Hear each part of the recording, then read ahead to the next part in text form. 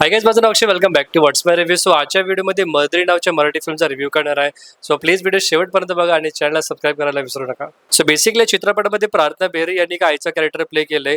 तिच्यासोबत online scam होतो, ज्यानंतर तिने कमवलेले पैसे ते सगळे गमावते आणि म्हणून तिला आता पोलिसांची मदत हवी. See the best part about this film की हा चित्रपट फक्त 2 तासाचा आहे आणि या फिल्मची स्टोरी ऑन पेपर तुम्हाला खूप जास्त कन्व्हिन्सिंग आणि रिलेटेबल सुद्धा वाटेल, कारण ऑनलाईन स्कॅम असो किंवा ऑनलाईन हॅरेसमेंट हे सगळ्यांसोबत आजकाल होत राहतं. सी ऑनेस्टली सांगू, त्या फिल्मच्या रायटरने चांगला विषय मांडला होता, नो डाऊट. पण मला असं वाटतं की अशा प्रकारच्या कॉन्सेप्टला जितकं होईल तितकं डार्क, इंटेन्स आणि रॉ पद्धतीने शोकेस केलं असतं इन्स्टेड ऑफ टीव्ही सिरियल, तर हा सिनेमा कल्ट क्लासिक डिक्लेअर झाला असता आणि मराठीतली highly rated female centric film सुद्धा बनली असती. शेअर 2 तासाचा चित्रपट तुम्हाला थिएट्रिकल फिल्म कमी आणि टीव्ही सिरियल जास्त वाटेल, म्हणजे इतकी पुअर प्रोडक्शन क्वालिटी आहे. आणि ऑन स्क्रीन हा चित्रपट बघताना तुम्हाला असं वाटेल की राईट साईडला फक्त झी मराठीचा लोगो लावायचा राहिला होता. सेकंड या फिल्मचा स्क्रीन प्ले मला खूप जास्त प्रेडिक्टेबल वाटला.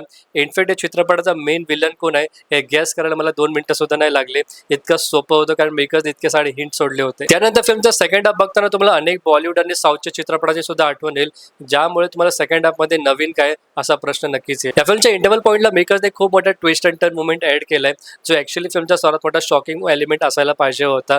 बट अनफॉर्च्युनेटली असं सिमिलर मुवमेंट आपण अनेक बॉलिवूड आणि साऊथच्या पिक्चरमध्ये बघितलाय, ज्यामुळे मला असं वाटलं की याच्यामध्ये नवीन तर काहीच नाही. इंटरव्हल पॉईंट आणि फिल्मचा क्लायमॅक्स ऍक्च्युअली खूप जास्त ओव्हर ड्रामॅटिक आणि पुअर व्हिज्युअली प्रेझेंट केलाय, ज्यामुळे मूड स्पॉइल तर होतोच. नेक्स्ट चित्रपटामध्ये जितेंद्र जोशी, प्रार्थना बेहरे आणि अभिजित सारंगसारखे टॅलेंटेड ऍक्टर सुद्धा आहे.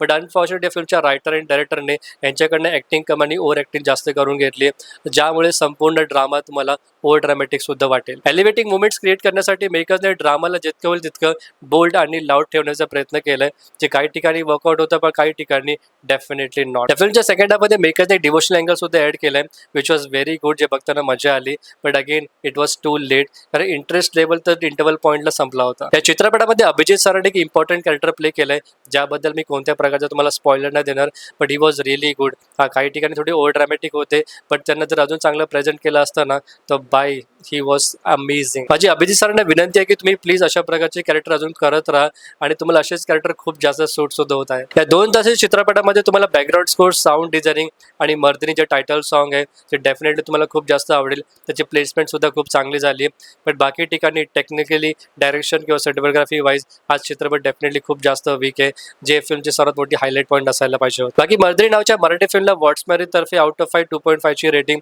तुमच्यापैकी जर कोणी चित्रपट थिएटरमध्ये बघितला असेल, तुम्हाला किती आवडलं किंवा नाही आवडला कमेंट सेक्शनमध्ये ऑनेस्टली सांगा. आणि व्हिडिओला शेवटपर्यंत बघण्यासाठी मनापासून खूप खूप धन्यवाद.